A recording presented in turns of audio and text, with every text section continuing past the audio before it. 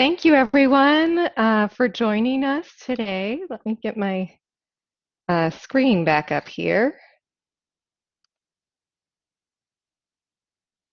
I'm going to talk about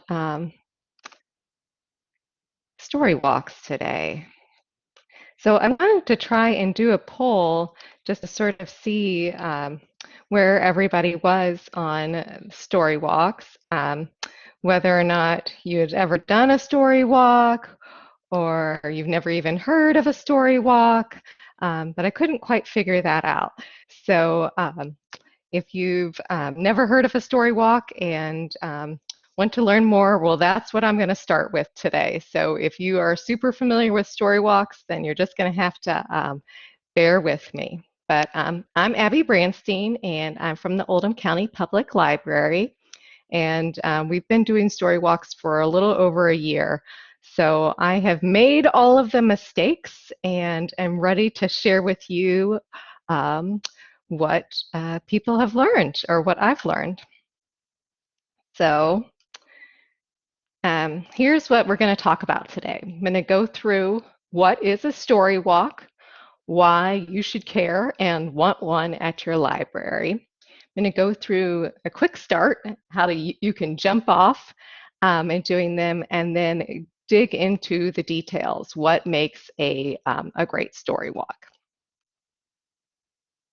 So if you can for a moment, just close your eyes and imagine you're a preschooler going out for a walk at a park.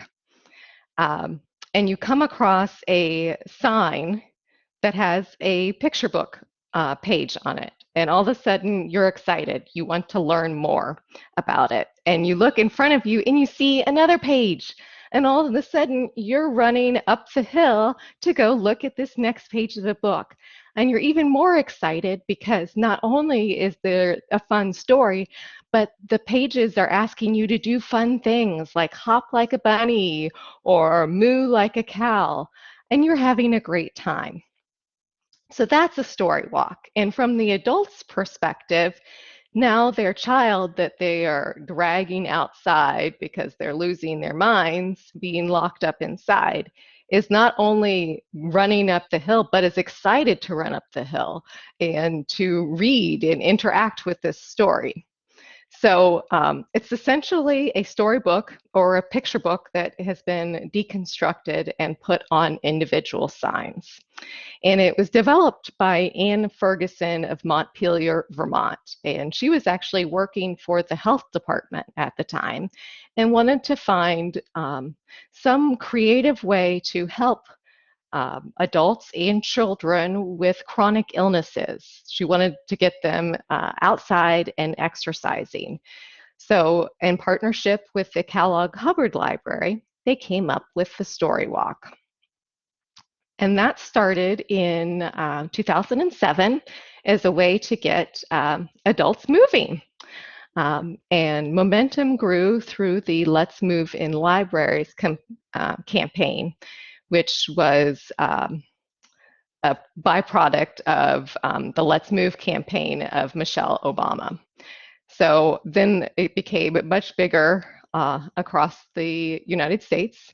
And now it's in all 50 states with at least 12 countries.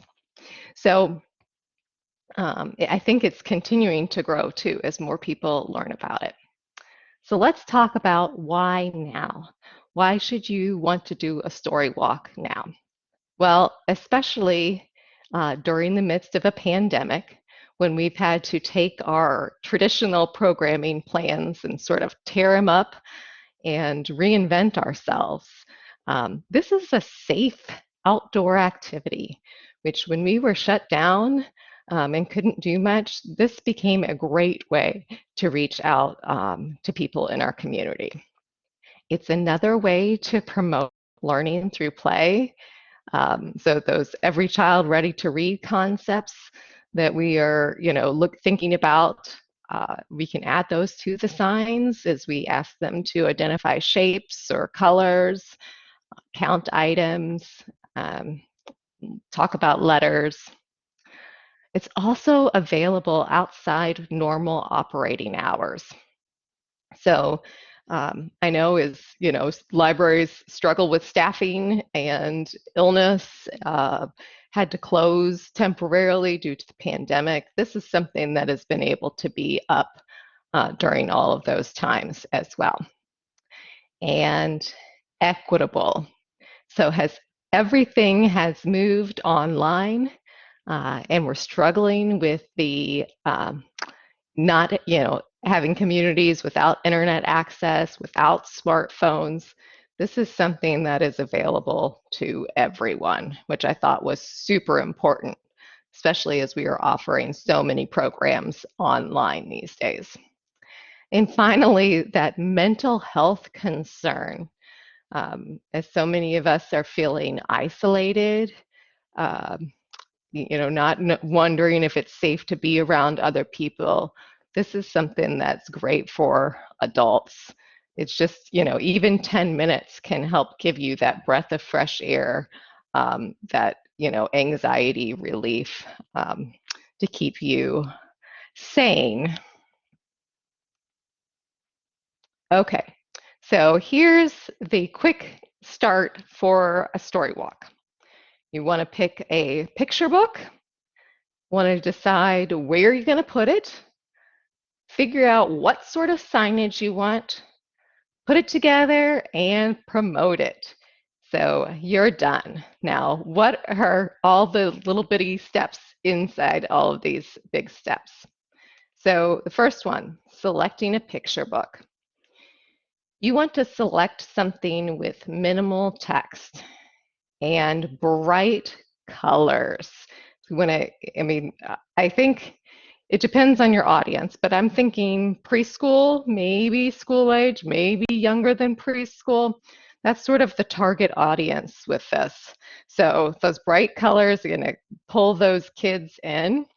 Um, Text got to be small, or short, excuse me. You would want large text big enough for the adults to be able to see if they're standing back maybe 3 feet from the sign. Um, and then, we've got little people's attention spans, right? Um, so that's what we're thinking about in terms of text. And relatively short. Again, not just for all of the text and the short attention span, but that equates to signs, and signs are expensive. So the shorter and more reasonable the book, the less expensive it's going to be. Thoughts on the same page. This is feedback we actually got from patrons that if you're doing a rhyme that ends on the second sign, the children don't remember between one sign and the next what that rhyme is. Or a call and response. If the second sign says jump, well, we can jump, but we're not sure, why the frog needed to jump on the next sign. Especially if you've got those great interactive questions in between that are prompting the children to do some other thing or say something. It's important that you try and keep that all on the same slide. And finally, you want a book that's readily available. I wanted to do something with cicadas this summer. With our Brood X, I wanted to find a great book about insects, and I identified several, and they were out of print. So that's something that you don't want to have to be hunting down some of those older books. Okay, also bilingual. If you have a large Latino community, you might want to think about offering a book that is in both English and Spanish, and that's certainly going to cull down the pool of available books. Also, looking at the physical book. We had some great books that we wanted to do, but it had a vertical page, and all of a sudden, that was going to mess with all the ways I had done a sign. Or I thought about another book that had like the pages had cutouts in between them that, highlighted something on the next page. Well, that's not going to transfer well to those physical signs. So just things to keep in mind when you're selecting your book. So for Duck on the Bike, which is one of the ones we did, you can see those bright colors. The text is a little bit long, but still seemed manageable. The font is legible. We did a book that had a script font, and kids aren't necessarily learning scripts in school or cursive in school anymore. And also, if you are maybe um, speaking English as a second language, you may not also be able to read cursive. So you want those fonts easily readable. And then again, all the thoughts about the duck, he's on his bike, the dog, all of that is on that one page spread. Okay, if you are wondering about copyright, this is my understanding of how you deal with that. You purchase original copies of the book and purchase those. These are not donated books to you, so you want to purchase those. Then you may take apart the book and do with it as you see fit. Now, you can't alter the pages or photocopy them in any way, but you can add information around the sides, such as, um, a border that would identify it as a story walk. And if you are using the term story walk, that is trademarked. So you need to use the language about the founder in there. And you can find that just by Googling Storywalk, and we'll be able to get that exact text. We chose to brand ours as a storybook trail, which some other libraries have done, and we're able to get around that trademark that way, which, by the way, is fine. So here are some book ideas. Looks like this slide kind of got a little bit goofy as it uploaded, but these are all great authors. And so you can use the books that I've listed here or other books by those authors as well. The Todd Parr, he's got great, bold, bright colors. The font is not, there's not too much words on each page, bright, big text. That's, that's ideal. And the kindness book turned out to be a great topic to spur discussions between grown-ups and their children, discussing things that they may not otherwise have done if it wasn't for the book. So, all of these authors have great books besides these ones. Let's see. Oh, the I've Got Rhythm by Connie Schofield Morrison. Great book with a diverse main character as well. So I've been trying to keep diversity in mind, also keeping languages, doing bilingual books. And there's just a lot to think about when you're choosing a book as well. And here are some bilingual book ideas as well. We've done the Perros, Dogs, and the I Need a Hug, Necesito un Abrazo by Erin Blavey. Those other two, the first and the last one, I have not done yet. I'm very excited about being able to do We Laugh Alike. However, I think it's been on order for like 6 months. So I want to lay my hands on it before I commit to doing a story walk. So those are some good things to think about. Another thing that I think about when choosing a story is the time of year, what sort of images or illustrations are in the book. If it's winter and we're looking at diving into a pool, you start to wonder why they're swimming in the middle of winter. So that's something to keep in consideration as well. Okay, So we've selected our book. Now we're looking for a location. So preferably outside. At least that's how the story walk was initially imagined, is to get people outside. You could do it, if you have a big community center or your library is really big, indoor places would be fine as well. Uh, Easily visible to patrons and staff alike. We initially put ours behind the library, thinking that it would be great. People come to visit, they'll leave, go out the back door, be able to do the story walk. Well, what we realized was that we were limiting ourselves to patrons that already come to the library. And by moving the story walk just out in front of the library, all of a sudden we're able to attract traffic that might be driving by the library. They see the sign, wonder what it is, and now can come and investigate it. So that's how we're available to patrons or a wider audience. Being visible to staff is key as well. The elements can be tough on signs. They can blow them away or knock them over. And I like to know that quickly so that I can replace quickly so that it's available at all times for patrons.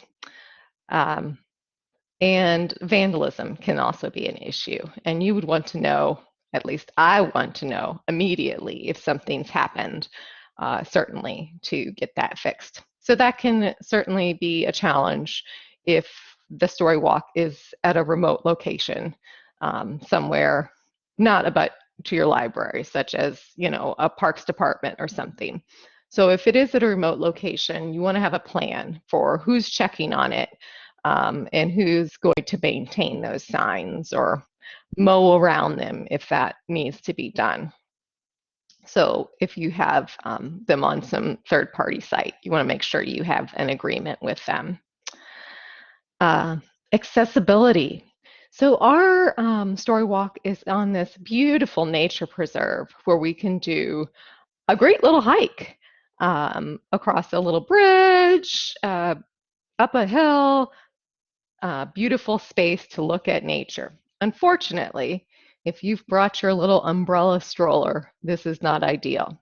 Or if your grown-up happens to be in a wheelchair or you've got crutches or something, it's a challenge to be on this nature preserve. And also then thinking about your audience.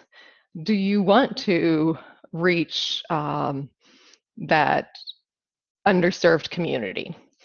Maybe you don't want it right by your library because the library is already getting people to come into your library. You want to reach out to that community that you've not been able to tap into. So things to think about when choosing a location.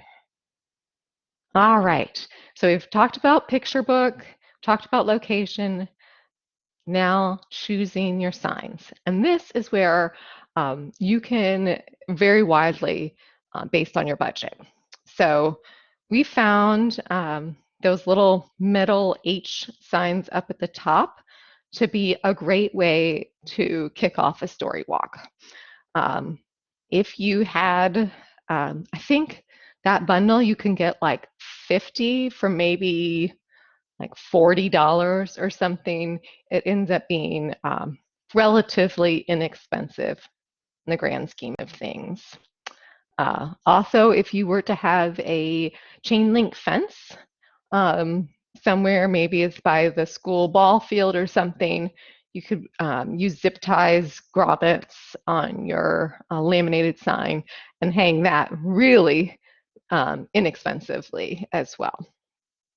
There are also the yard stakes, wooden yard stakes, that, the price of lumber is a little bit more expensive today, but that could be an inexpensive option as well. Then sort of the next tier up then would be these metal realtor signs. And we sort of started with these ones.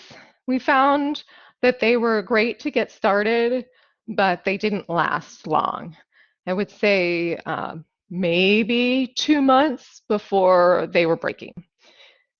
So we were constantly having to keep our eyes on the Storywalk for those signs breaking.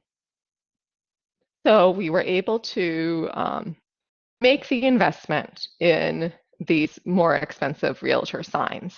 And these are somewhere between $20 and $40 a piece. So it is a big step up from getting all of your signs for $40 to paying like $40 per sign.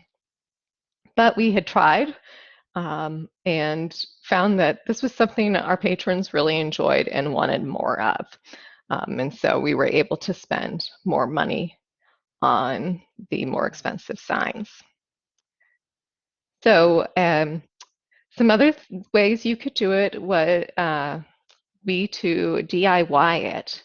So there are actually plans on Instructables where you can buy the lumber, and if you have the tools, can assemble something that looks a little bit like this yourself. Not quite like that, but similar. Um, Maybe you have a Eagle Scout that's looking for a project. That would be a great way to do it.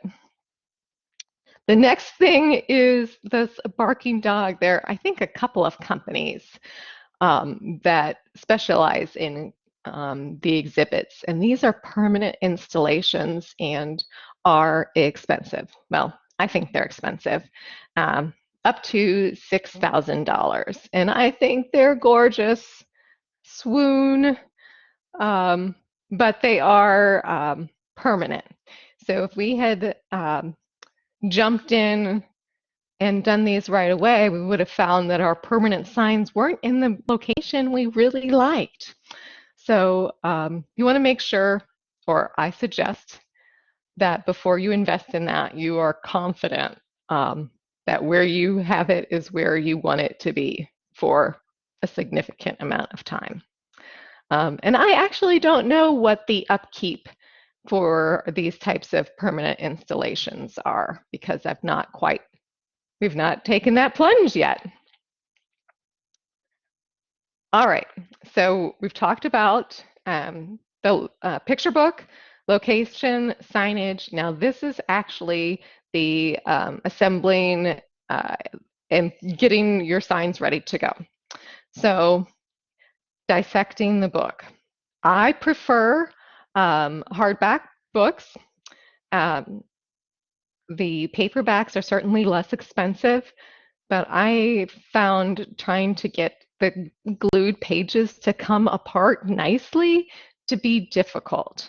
And using the hardback book where I can simply use my X-Acto blade to cut the stitches seemed to be easier.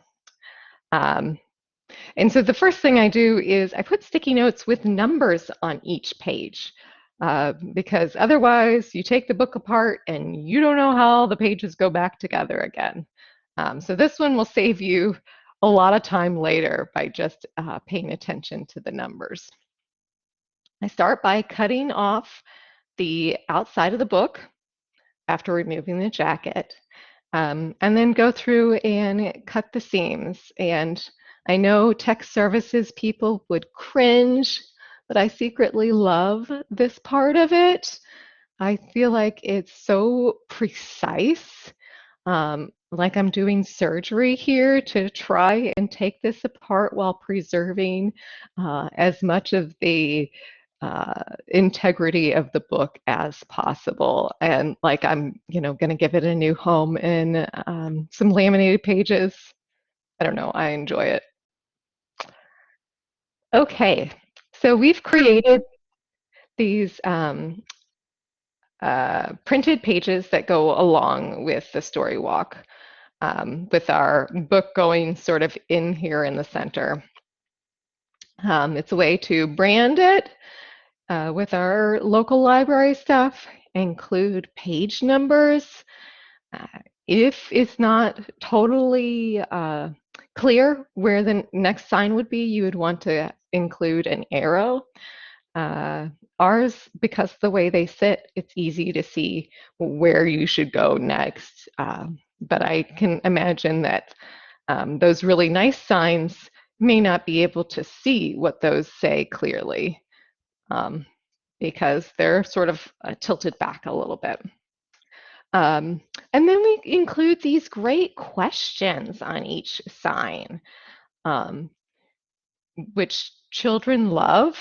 The interactive questions, the prompts, and it's also a great way to model for our caregivers or grown-ups how to read with your children or young people, what questions to ask, what sort of things you would want to draw attention to, how to be school ready by knowing the numbers and the colors. Um,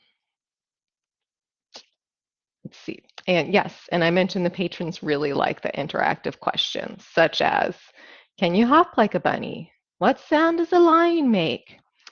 Um, Identifying those rare words that grown-ups may just skip over and not even think about their young person not knowing what a certain word means. Disguise, I think, was one of them that we didn't know. And taking the time to ask the child, do you know what that means? Well, let's have a discussion about it. This is also a great place to, if you have those conversation starters, those books that maybe bring up topics that um, parents may not necessarily or grown-ups may not necessarily talk with their child about. Um, like the kindness book, how can you be kind to others? Or we're doing one about problems. You know, what problems are you facing, or what are you worried about? Things that, you know, may not necessarily get discussed, along with identifying shapes and counting the number of flowers. Can you draw the letter T? Those sorts of things. Okay, so final step for your story walk is to promote it. Um, how can you do that? Maybe you want to host a big event. Maybe not, given where things stand right now. Maybe you want to just share it on social media. During our summer reading program, we added it to a bingo card, and we had a lot of people who had not had a chance to visit the story walk visiting because it was on the bingo card. Maybe you want to invite the author. We're exploring this to do in the future. A local author is just releasing a new picture book, and so we're excited to feature it on our story walk, and may do a story time in conjunction with that. We'll see. You know, things are kind of up in the air right now. Don't know what the future holds exactly. Okay, data, tracking who visits. This is tricky. I've not found a foolproof way to do this, so if you've got one that you love, I would love to hear about it. We have done the QR code that you scan with your phone, and not everybody has the smartphone, right? So they're not doing it. Or we've got families that are visiting multiple times and they're doing it the first time, but they're not recording it again. So this has not been great for us. We even offered a carrot of a gift card drawing, and that may have given us a few more. It's hard to tell, but I don't think we're doing a great job of capturing all the numbers. Another way would be to have a guest book where people, you know, sign in, leave a comment, that sort of thing. But the challenge there, of course, is protecting that guest book from the elements. And also, we started to worried about protecting or having the same people uh, use, you know, the guest book or the pen or whatever over and over again. I like the idea of taking a sticker I think young people would enjoy a sticker, but again, I'm not sure how many adults want a sticker. Then they may be worried about giving a sticker to the very young ones because, we're mouthing everything. So that's not awesome. Come to the library to get an activity afterward. We have not tried that yet, but I could see where that would be a great way to capture some numbers. I think we're going to try that in November with a special story walk that I will tell you about in a minute. But again, um, I feel like lots of libraries have struggled with this, so I don't think there's any one great way to get patrons. And of course, we're not able to keep eyes on it at all times. So getting, a visual count of it is not perfect either. Okay, so you are sold on the idea of doing a story walk. How much does it cost? Well, here's sort of the breakdown. And again, these are all estimates. So I think I failed to mention, but you need 2 copies of the book. Just because the front and back, you can't put it on the same side. So you got to get 2 copies. It's been suggested that you need 3.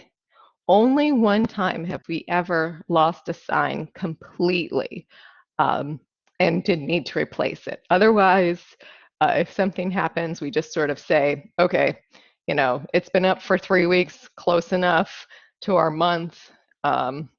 Doesn't make sense to order the book and then wait for it. So I think you can get away with 2 copies. Laminating seems to be a necessary expense. You got to protect those signs from the elements. Velcro. Those elements are hard on signs, and the wind can be vicious. At least where ours are on the nature preserve, if you've got a more protected spot, you wouldn't necessarily need the heavy duty Velcro. But even with heavy duty, the one piece on each of the 4 corners wasn't enough. We have to have big old strips of Velcro to keep those signs from blowing away. And then these corrugated plastic signs. This is where we laminate our pages, our laminated pages, Velcro onto. And those aren't too expensive. They hold up really well, so we're not having to replace those very often at all. And you can get like 17, which is sort of our average number of signs for a book, for about $35. And the metal stakes, the $45, that was for those thin H signs, for lack of a better term. It's about 45. Once you go to those realtor signs, that's where, this becomes a lot more expensive. So you're looking about $200 initial investment into the physical expensive. That, of course, does not include staff time. I wanted to mention this other resource. This is sort of doing it a little bit different. This company works with the publishers directly, and they have permission to essentially print the pictures of the book. And you can go to their site right now, I believe, and download a free book. Now, you still have to pay for the printing, laminating, signage, all of that. So this is going to take out the staff time essentially for selecting the book and coming up with the questions. So maybe worth it initially if you're looking to just sort of see if your community likes it, see if this is something that you want to do more of. A great place to start. Going forward, though, they do have other books available, but you're going to pay $600 for that privilege, I guess, to download with the questions. So I've not done the math to see, you know, staff time, what that expenses equates to. But that could be something for consideration for you as well. Okay, partnerships, also important.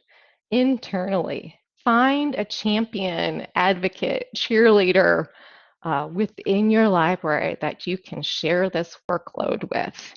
They're great for bouncing ideas, checking your spelling, making sure your questions make sense, sharing the physical work, laminating those pages. And you guys could maybe take turns. Um, uh, and, you know, if somebody has to be out sick or whatever, you've still got somebody that can do that. Um, External partnerships. So if you wanted to do something in your downtown business district, you know, reaching out to those local businesses, continuing to nurture those relationships, have them displayed in their windows. That cuts down on the elements and the need for those physical signs. That may be a great opportunity to partner with your local parks department again. If they're willing to house and maintain, that could be a great partnership. Scouts, finding an Eagle Scout who might be willing to make those signs for you. Or local sponsorships. Um, with, you know, friends or some sort of volunteer club, Rotary, Kiwanis. How great would it be to have their little donated by plaque on some of those beautiful permanent signs? Um, and other libraries.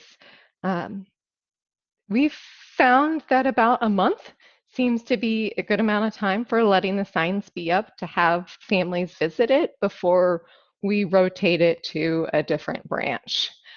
Unfortunately, after about 2 rotations or 2 months, those signs are kaput. They are um, so faded by that point, almost always water damaged, no matter how well we think we've laminated. Um, so unfortunately, can't rotate it beyond that. But if you don't have, you know, several branches that you could do it with, maybe there's another library that you could partner with. Share the workload. All right, as I mentioned, challenges, the elements can be so hard. We have a sign right now with a super cute redhead, and her hair is not red anymore. Um, that's the sun. It's hard. At our other location, the signs are mostly in the shade, and so they don't fade. I'm kind of hoping that as the days get a little bit shorter as we enter fall, maybe they won't fade quite as much. I'll have to pay attention to see if that's true. As we switched from those lightweight signs to the heavier duty signs, we found birds would leave their mark on the signs. I don't know, something we didn't have much trouble with the flimsier signs. Maybe they couldn't stay on them as well. But now we have to take some time to clean those signs off and installing them. In the middle of winter, that ground is frozen. And in the summer, the ground is parched. It is near impossible to get these metal signs in there. Um, I think in the winter, I used like a screwdriver and a hammer to try and pre-drill holes. And in the summer, I just waited it for it to rain or I had to try and soften the ground because I just can't jump hard enough on those signs to make them go into that hard ground. Okay, so currently this is what we're doing. We are doing the We Don't Eat Our Classmates, which is so fun for the beginning of the school year. Then From Apple Trees to Cider Please, which seems to be a great book for the beginning of fall. Um, Time commitment. It's roughly a 7-hour time commitment from start to finish for the book. That can certainly go up depending on how long it takes you to discover that great book. There are lots of resources out there, book lists. Some of them are outdated, though, and you may find some of those books are harder to get a hold of now. And the visitors, this is really a good guess, 100 per month, um, but don't know because we aren't able to get that accurate data. Okay, these suggestions were from Angie Grandstaff. I believe this was in Programming Librarian, but to get creative, to do the extra for the story walk. And the first one, the nighttime stroll. Love that idea. We are definitely implementing that in November. Plan to let people borrow flashlights and get little glow bracelets. My 8-year-old is sold on the idea. He said he's definitely doing it. So I love that idea. Scavenger hunt. Look at other items along the way. Sensory walk, uh, looking, feeling, tasting things, the crafts, to pick up in the library, and then the chalk the walk. We unfortunately don't have a sidewalk, but that would be a fun way to, can you draw or think about or, share your name or I don't know what you could put on the sidewalk, but I think people would enjoy that as well. So I think that's about it. Oh, I wanted to mention Storywalk Week. Their submissions are open now, so this is a celebration between the Let's Move In Libraries and Association of Bookmobile and Outreach Services. So if you haven't done a story walk or are, feel like you're in a bind, not sure what to do next, I think there are going to be great ideas coming out of this. So keep an eye on it for some more fun things to do with story walks. And if you've done one, submit a great idea. They're open until October 31st. All righty, that's it. Did we have any questions? You found that link. Yeah, we did. Someone made a comment when you were asked talking about the different things to get people trying to count people, the surveys and things. Mm-hmm. And Elizabeth Lewis said, "Could you add a fun hashtag for parents to share their experiences?" Yeah, we included just the library hashtag, but have not had anybody tag us yet. So I'm not sure if we haven't gotten the right audience or if it's just not fun enough. But that's something we can certainly try. I also saw where one library was having people like put a stone into a bucket at the end. I don't know, that sounds fun. I worry that stones can be super appealing though to little boys. I have a collection full of rocks in my house. So maybe you could count how many rocks are missing at the end of the day. I'm not sure. All right. And then someone wondered about using the big books. Those are from long ago and not sure if they're used Right. much more. So that presents a challenge with laminating. If your laminator is not big enough, those pages would be tricky to do. But otherwise, they're certainly easier to see, but we've found that the small books work well too. You just have to get a little bit closer to the signs. Okay. And then Kevin at LFPL mentioned the listening walk for your story walk. Yeah, that's the meta, Yeah, he said using all your super meta. sentences. Yeah, I've also saw a suggestion about doing a wordless picture book too. So there are, some great ideas out there too to explore. Um, Lacey had comment, could you maybe have a sign at the end of the story walk for people to sign, like, and I walk the walk? Oh, fun. Yeah, maybe make it look like a page of the story walk. Yeah, that's a great Yeah. idea. Yeah. And then someone said use the QR code to have do the kind of like the survey question and enter to win a gift card. And they Hmm. said one of their questions was how many people joined you on your walk today? Oh, okay. Yeah. Yeah, we've done that, but unfortunately, just trying to get people to even visit the website was a challenge.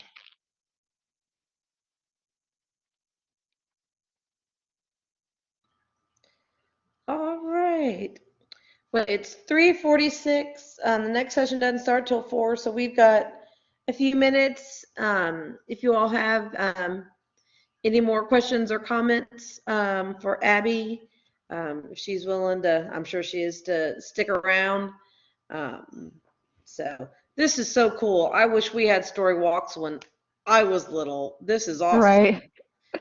Thank you so much. Oh, you're welcome. Thank you. All right.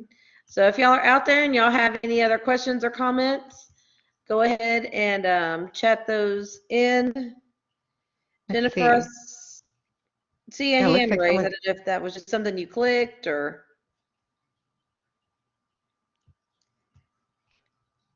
so. Okay. So Jennifer, if there is something you want to shout out, you're welcome to. Okay, she lowered her. Shout it out or put it in the chat.